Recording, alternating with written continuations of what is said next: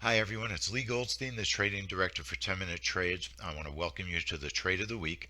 And instead of just showing the best profitable trade that we had as the Trade of the Week, I'm going to show you a lesson that you can learn using the trap trade. I made a mistake while I was making money, and it's a great lesson so that when you're using the trap trade, you don't do what I did. Let me show you what I'm talking about. The Australia jobs report had been a family money trade, and it honestly stopped behaving. It was losing its profits. Okay, we made some money on it, and then it started not performing well. So we decided to come up with an alternative setup. It was also a trade that had a fair amount of slippage. The trap trade, as you can see here, puts orders below current price, and those are buy orders, sell orders above the current price. So the idea with a trap trade is if price pops up, we sell. If price drops down, we buy. That's a low slippage scenario because we're going in the opposite direction that the market's going.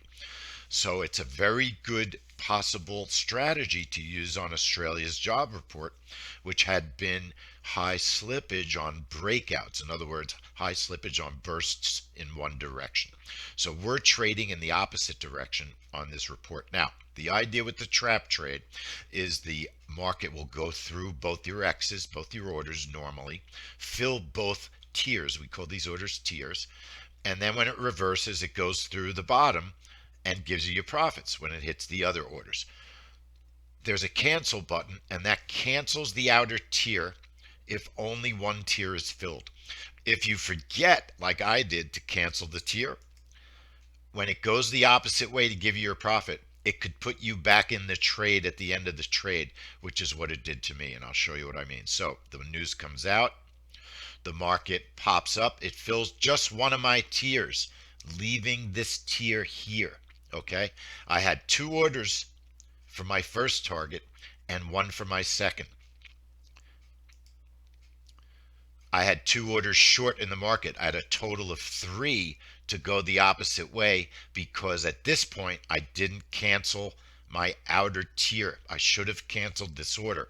I combined my orders and it gave me three buys, but I had two sells. So I had one extra order. When I made my money, and I did make money, I made over $150, or I made 150. I combined my orders into three buy orders. It should have been two. So at the end of the trade, it puts me in the market with an extra position instead of taking me out. So you always want to have your wits about you whenever you trade. And I always have my wits about me. I try to, certainly. And I'm not making an excuse. I made a mistake. I saw it immediately. Watch. The market's going to pop down, give me my profit. There it does. But it put me in the market with one order. Ironically, it gave me a couple of extra ticks because the market started reversing, which is another good lesson we learned on Australia. You don't want to hang around in a trap trade very long. You want to take your profit pretty quickly. But in the trap trade, there's a cancel button. If your outer tier doesn't get filled, don't forget to cancel it so that you don't accidentally get put back in the market with an extra order. That happened to me. I actually made a couple of extra dollars because of it, but it could have taken a couple of ticks away from me as well. But we made $150 on the trap trade on Australia jobs. It's two out of the last three trap trades have worked well on Australia. One was only $25 profit, but three in a row. So we're going to stick with the trap trade on Australia jobs. And I thank you for watching this week's Trade of the Week, the trap trade lesson.